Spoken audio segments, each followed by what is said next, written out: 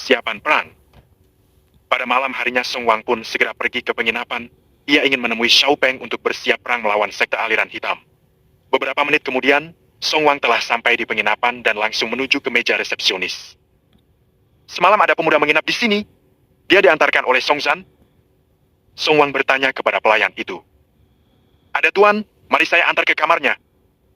Jawab pelayan itu. Mereka berdua pun segera menuju ke lantai kelima. Namun malam ini Xiao Peng tak berada di kamarnya, melainkan di ruang latihan lantai ketujuh. Maaf tuan, mungkin pemuda itu berada di ruang latihan. Karena semalam ia juga memesan ruang latihan di lantai ketujuh.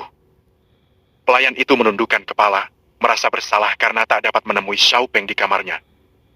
Ya sudah, kamu boleh kembali. Aku akan ke sana sendiri. Ucap Song Wang sambil berjalan meninggalkan pelayan itu. Tak berselang lama, Song Wang merasakan aura yang mengerikan di salah satu ruang latihan. Terasa seperti ada naga yang sedang mengamuk, itu membuat Song Wang penasaran.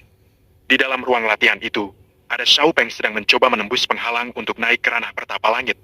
Energi spiritual di penginapan ini lebih tebal, karena pondasi dari bangunannya mengandung inti api bumi yang berada di tingkat keempat. Oleh sebab itu, penginapan bunga anggrek menyediakan tempat untuk berlatih. Namun tak semua orang dapat menggunakan energi dari inti api itu untuk berlatih. Jika salah dalam mengalirkan energi itu, maka bisa membuat si praktisi menjadi sakit, bahkan bisa membuat meridiannya rusak. Itu karena energi inti api bumi sangat keras bak batu besar. Ketika energi inti api ini masuk ke dalam tubuh, terasa meridian praktisi itu seperti dialiri oleh bebatuan kecil. Xiao Peng yang mengerti akan hal itu, ia tetap akan mencoba menggunakannya untuk menembus penghalang kultivasinya. Duar! Terdengar ledakan dari dalam tubuh Xiao Peng. Dantian miliknya sekarang dialiri energi dari inti api bumi, itu membuat dantiannya semakin tebal lagi. Mungkin ini saatnya aku mencoba menembus penghalangku. Batinnya saat melihat dantiannya lebih tebal. Dengan fokus terhadap kultivasinya, ia mencoba menerobos naik ke pertapa langit. Xiao Peng merasakan sakit akibat energi dari inti api bumi itu kembali memasuki meridiannya. Arg, kenapa kau kembali? Batinnya saat merasakan energinya terkuras. Meskipun Xiao Peng saat ini menderita akibat kembalinya energi itu, ia tetap mencoba menerobos naik. Dan tak lama kemudian, Duar! Duar! Terdengar ledakan di dalam tubuhnya. Itu menandakan ia telah berhasil naik ke pertapa langit tahap awal. Duar! Klaing! Kemudian ia membuka matanya, terlihat pupilnya ada naga emas dan mengeluarkan aura yang mengerikan serta cahaya berwarna keemasan menjulang ke langit. Seluruh warga di kota Jinbui dapat melihat cahaya itu secara jelas. Aura yang sangat mengerikan, semoga saja orang di dalam ini bukan lawan. Batin Song Wang sambil melihat ke arah pintu ruang latihan yang digunakan Xiao Peng. Dimension utama milik klan Song. Sepertinya praktisi ini telah diberkati oleh dewa, sungguh aura yang sangat kuat. Gumam Song Ji sambil memandangi cahaya keemasan yang menjulang ke langit. Semoga saja praktisi ini bukanlah musuh dari kota Jinbui. Song Zhan juga memandang ke arah cahaya keemasan itu. Kembali ke penginapan bunga anggrek. Terlihat Xiao Peng masih duduk dengan posisi lotus, ia mencoba masuk kembali ke dalam alam bawah sadarnya. Hah, sepertinya energi tadi bukan kembali, namun memperkuat meridianku. Batinnya saat melihat meridiannya memunculan aura tipis berwarna emas. Itu adalah kelebihan dari praktisi yang dapat menggunakan energi inti api bumi. Tak hanya dapat menebalkan dantiannya, meridiannya pun ikut lebih kuat lagi. Xiao Peng juga terkejut ketika melihat kitab suci Kaisar Naganya bercahaya. Ia mendekati kitab itu dan menyentuhnya. Celing! Muncul aura dari kitab itu dan masuk ke dalam kening Xiao Peng. Arg, apa ini? Xiao Peng merasa kesakitan ketika aura itu masuk ke tubuhnya. Ternyata, kitab suci Kaisar Naga itu memberi Xiao Peng kekuatan untuk menguasai formasi dan segel tangan. Seharusnya yang bisa menggunakan itu adalah praktisi yang berada di ranah Kaisar. Sepertinya aku sudah bisa menggunakan segel tangan. Namun dengan kekuatanku yang sekarang akan sangat berisiko jika menggunakannya. Xiao Peng menyudahi meditasinya, ia ingin keluar dari ruang latihan dan segera kembali ke kamar untuk istirahat. Memang kultivasinya sekarang sudah naik ke pertapa langit tahap awal, cukup untuk menggunakan segel tangan. Xiao Peng akan lebih sering menggunakan formasi daripada segel tangan untuk saat ini, itu akan lebih efisien. Oh Xiao Peng? Sapa Song Wang ketika melihat Xiao Peng keluar dari ruang latihan yang ia pandangi. Sungguh terkejutnya Xiao Peng yang keluar dari sana. Iya, ada apa Patriark Wang? Xiao Peng dengan santai menjawab sapaan Song Wang. Nampaknya kamu telah naik tingkat, namun aura yang kamu keluarkan itu sangat mengerikan. Patriark Wang, tolong jangan melebih-lebihkan. Mari kembali ke kamar saja, Sepertinya ada yang perlu Patriak bicarakan. Xiao Peng menangkupkan kedua tangannya dan mengajak Song Wang ke kamarnya agar lebih santai jika ingin membicarakan sesuatu. Song Wang tersenyum dan mengangguk mengiyakan ajakan Xiao Peng. Ia merasa akan sangat terbantu jika Xiao Peng ini ikut berperang melawan sekte aliran hitam yang bersekongkol dengan klan Qing. Beberapa menit kemudian, mereka berdua sudah sampai di kamarnya Xiao Peng. Langsung saja Patriak Wang, kelihatannya cukup serius hingga membuat Patriak sendiri yang menemui. Xiao Peng melihat raut wajah Song Wang yang kelihatannya cukup khawatir. Aku mendapat informasi dari anggota sekte aliran hitam yang kamu tangkap, bahwa mereka akan menyerang kota Jinbui dalam 5 hari ini. Song Wang menceritakan kepada Xiao Peng mengenai rencana penyerangan itu. Awal dari rencana itu akan ditandai dengan datangnya praktisi-praktisi yang masuk ke kota Jinbui dalam 3 hari ke depan.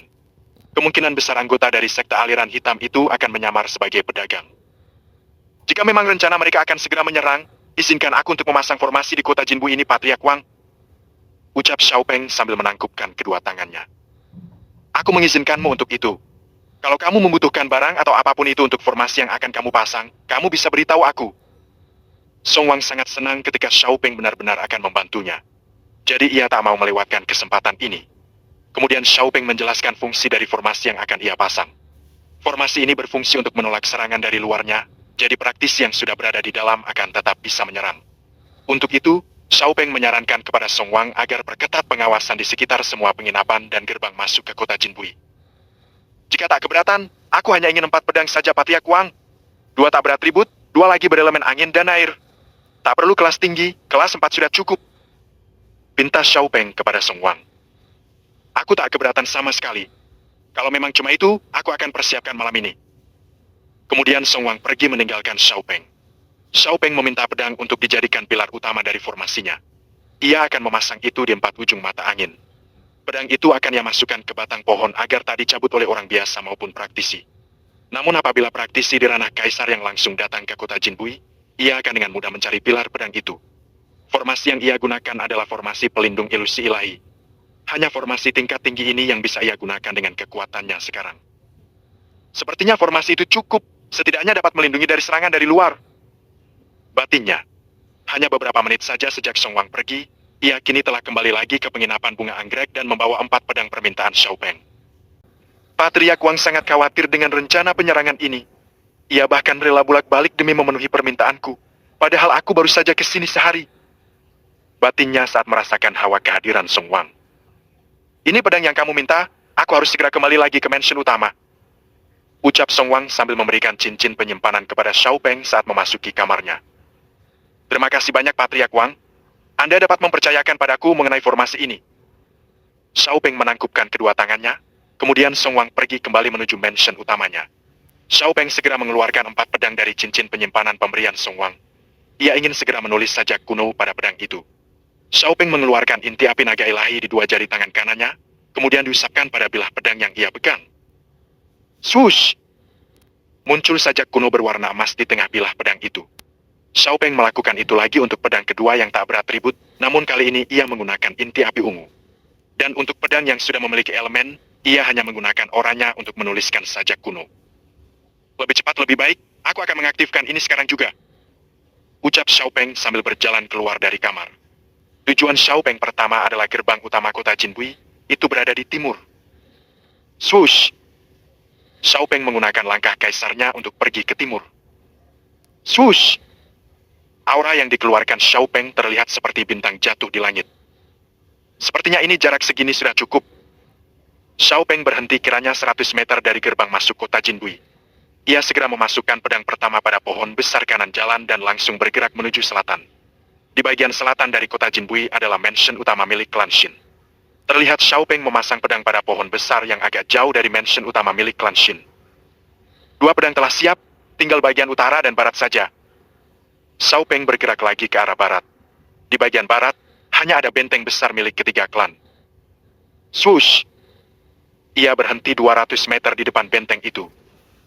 Sepertinya memang benar jika ketiga klan ini bersatu. Gumamnya saat melihat bendera ketiga klan itu dipasang di atas benteng besar bagian barat. Xiao Peng segera memasang pedang kembali dan segera pergi ke utara. Di bagian utara ada mansion utama milik klan Long. Mansion ini lebih besar daripada milik klan Qin. Kelihatannya cukup banyak anggotanya. Batin Xiao Peng saat melihat mansion utama milik klan Long. Anggota klan Long memiliki pengetahuan yang cukup luas mengenai obat-obatan. Mereka memiliki 2 master alkemis. Oleh karena itu, mereka lebih kaya daripada klan Shin yang lebih suka adu otot. Nah, sekarang 4 pilar sudah kupasang. Waktunya mengaktifkan. Swoosh! Xiao Peng segera naik ke langit kota Jinbui. Ia berada tepat di tengah. Saat ini ia sudah bisa terbang, namun takkan bertahan lama karena masih berada di ranah pertapa langit tahap awal. Xiao Peng menutup matanya dan mengambil posisi duduk lotus. Formasi pelindung ilusi ilahi. Ucapnya. Flying. Keempat pedang yang telah ia pasang, kini bercahaya keemasan dan bersinar sangat terang. Muncul cahaya menjulang ke langit dan berujung pada tubuh Xiao Peng. Kemudian dari ujung atas muncul cahaya yang mengitari kota Jinbui. Tampaknya formasiku sudah aktif, namun energiku terkuras cukup banyak. Gumamnya saat melihat cahaya itu sudah sampai dasar dan menghilang. Setidaknya sekarang kota Jinbui sudah aman dari serangan luar, rasa khawatir Song Wang sudah berkurang. Xiao Peng segera kembali lagi ke penginapan bunga anggrek untuk beristirahat dahulu. Esok baru akan memberi kabar Song Wang jika formasinya telah aktif.